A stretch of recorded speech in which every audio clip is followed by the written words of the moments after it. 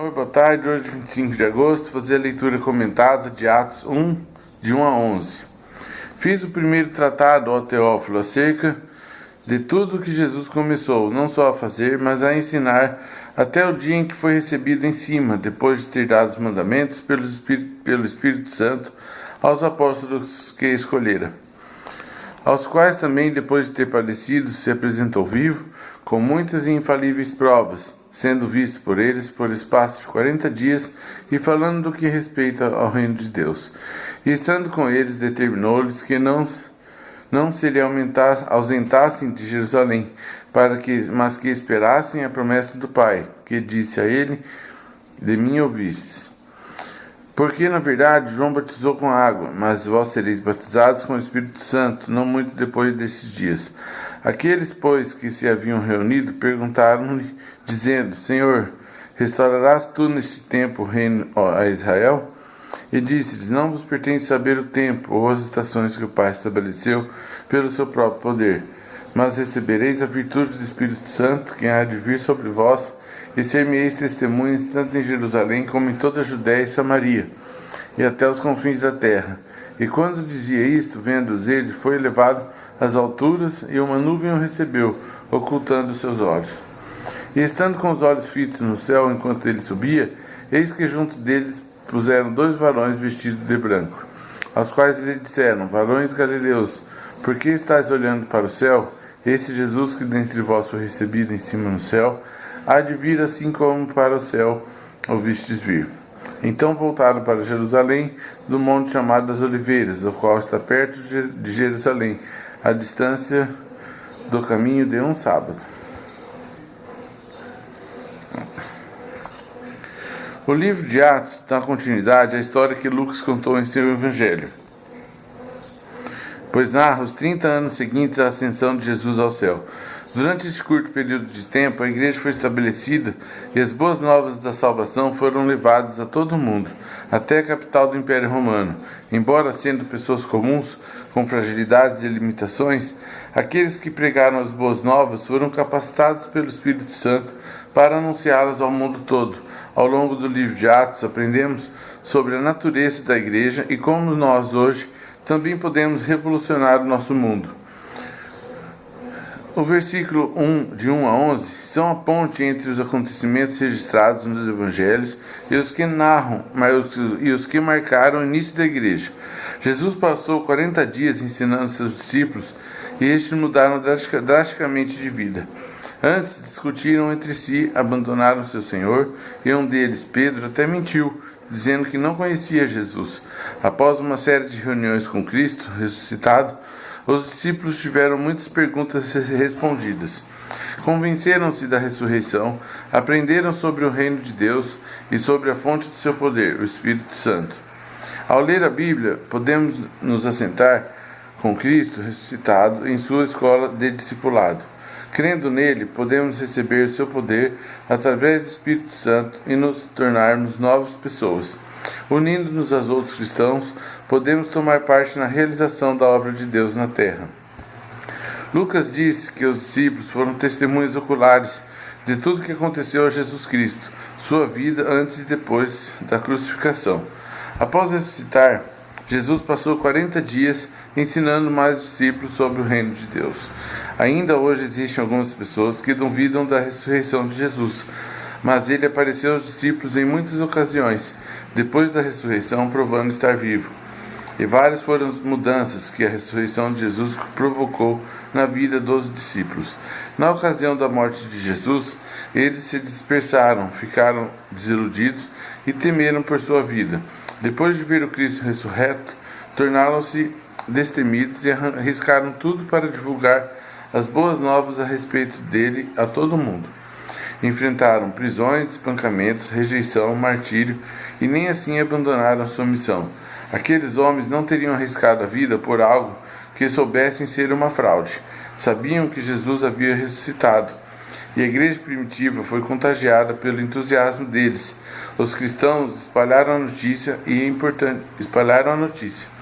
É importante saber sobre a ressurreição, pois assim podemos ter total confiança no testemunho de Cristo. 20 séculos mais tarde, ainda podemos ter a certeza de que nossa fé se baseia em fatos. Jesus explicou que com sua vida o reino de Deus havia sido inaugurado. Quando retornou ao céu, o reino permaneceu no coração de todos os cristãos por meio da presença do Espírito Santo. Mas o reino de Deus não estará completo até que Jesus volte para julgar a todas as pessoas e remover todo o mal do mundo. Até que esse dia chegue, os cristãos devem trabalhar para levar o reino de Deus ao mundo. No livro de Atos está registrado como este trabalho de evangelismo teve início. Devemos continuar a obra pela igreja primitiva. A Trindade é a descrição da manifestação única de Deus como Pai, Filho e Espírito Santo. Se Jesus tivesse ficado na terra, sua presença física teria limitado a expansão das boas novas, porque fisicamente ele só poderia estar em um lugar de cada vez. Depois de ir para o céu, Cristo estaria espiritualmente presente em todos os lugares por meio do Espírito Santo. Este foi enviado para que Deus estivesse com e dentro dos cristãos. Depois do retorno de Cristo ao céu, o Espírito os confortaria e guiaria no sentido de conhecer a verdade. Os lembraria de que Jesus disse a cada um deles, lhes daria as palavras certas para dizer e os encheria de poder. A partir do Pentecostes, que está em Atos 2, de 1 a 4, o Espírito Santo está disponível a todos os que creem em Jesus. Podemos receber o Espírito Santo, ser batizados com ele, a partir do momento em que recebemos a Jesus Cristo como nosso Salvador. O batismo com o Espírito Santo deve ser entendido à luz da sua obra completa na vida de cada cristão. Primeiro, o Espírito marca o início da experiência cristã. Não podemos ser cristãos sem o Espírito de Deus. Não é possível nos unir a Cristo sem o seu Espírito. E não podemos ser adotados como filhos de Deus sem o seu Espírito. Não podemos fazer parte do corpo de Cristo sem ter o Espírito Santo. O Espírito é o poder de Deus em nossas vidas. Ele inicia um processo vitalício de mudança, fazendo com que nos tornemos mais parecidos com Cristo. Quando recebemos a Cristo pela fé, começamos a ter imediatamente um relacionamento pessoal com Deus. O Espírito trabalha em nós, ajudando-nos a ser cada vez mais semelhantes a Cristo. O Espírito une a comunidade cristã em Cristo, e o Espírito pode ser experimentado por todos e trabalhar por intermédio de todos. Durante os anos do ministério de Jesus na terra, os discípulos continuamente inquiriam sobre o reino de Deus. Quando viria, que papel teriam neste reino? Na visão tradicional, o Messias seria um líder terreno que livraria Israel do domínio de Roma. Mas o reino do qual Jesus falou era o primeiro lugar espiritual, estabelecido no coração e na vida de cada crente. A presença e o poder de Deus habitam nos cristãos na pessoa do Espírito Santo. Como os outros judeus, os discípulos sofreram sob o domínio dos governantes romanos. Eles queriam que Jesus libertasse Israel do poder de Roma e se tornasse o seu rei. Jesus respondeu que o Pai estabeleceu o tempo de todos os acontecimentos mundiais, nacionais e pessoais. Se você deseja que Deus realize mudanças em sua vida, não seja impaciente, confie no cronograma de Deus. O poder do Espírito Santo não é limitado a uma força superior ao que é considerado comum. Tal poder envolve coragem, ousadia, confiança, perspicácia, habilidade e autoridade.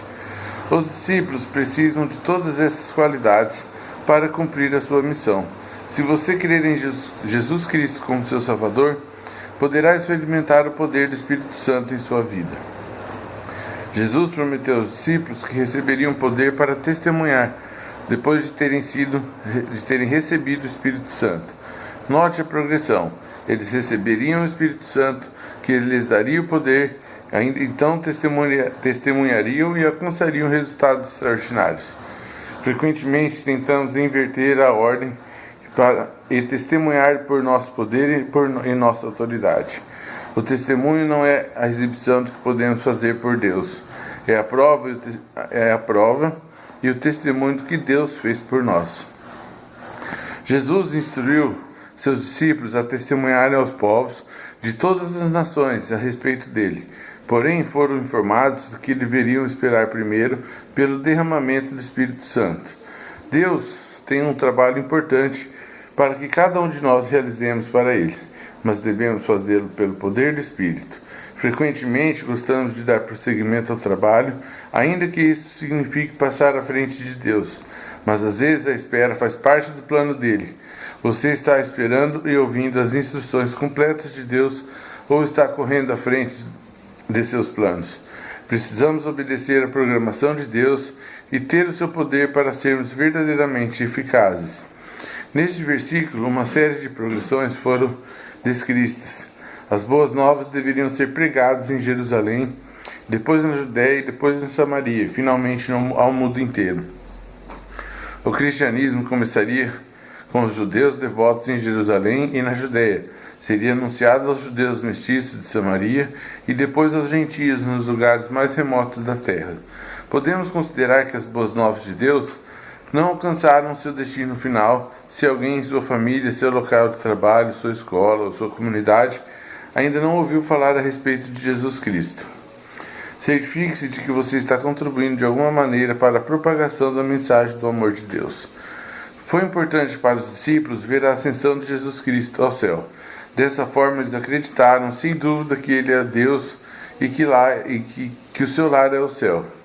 Após passar 40 dias com os discípulos, Jesus retornou ao céu. Os dois homens vestidos de branco eram anjos que proclamaram aos discípulos que um dia Jesus retornaria da mesma maneira que partiu, física e visivelmente. A história não é uma mera casualidade, nem um conjunto de acontecimentos cíclicos. Move-se em direção a um ponto específico, o retorno de Jesus Cristo para julgar e governar a terra. Devemos estar prontos para o seu retorno súbito, e não andando a esmo, olhando para o céu, e sim trabalhando arduamente para compartilhar as boas novas, de forma que os outros também possam tornar-se participantes das grandes bênçãos de Deus.